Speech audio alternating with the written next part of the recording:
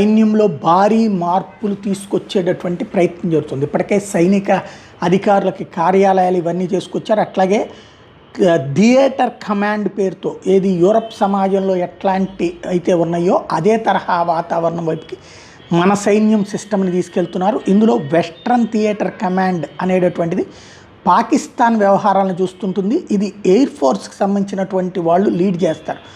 Northern theatre command అనేటటువంటిది China borders వీటిని సీరియస్గా దృష్టి సారిస్తుంది. ఇండియన్ ఆర్మీ ఈ కమాండ్ని లీడ్ చేస్తుంది. మ్యారిటైమ్ థియేటర్ కమాండ్ అనేటటువంటి దాన్ని సముద్రపు దొంగల వ్యవహారాల దగ్గర నుంచి సముద్రపు చుట్టూ ఉండేటటువంటి బంగ్లాదేశ్, పాకిస్తాన్ వ్యవహారాలన్నింటినీ సాల్వ్ చేస్తూ ఉంటుంది. దీనికి ఇండియన్ నేవీ లీడ్ చేస్తుంటుంది.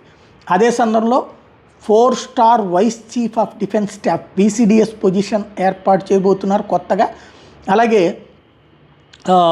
ఓవరాల్గా chief of defence staff, services chiefs, theatre commanders ఇట్లాగా రకరకాలైనటువంటి కొత్త మార్గాల్ని అంటే శరవేగంగా నిర్ణయాలు తీసుకుని వెళ్ళడానికి అవసరమైనటువంటి అడుగులు సైన్యంలో చేసుకొస్తున్నారు.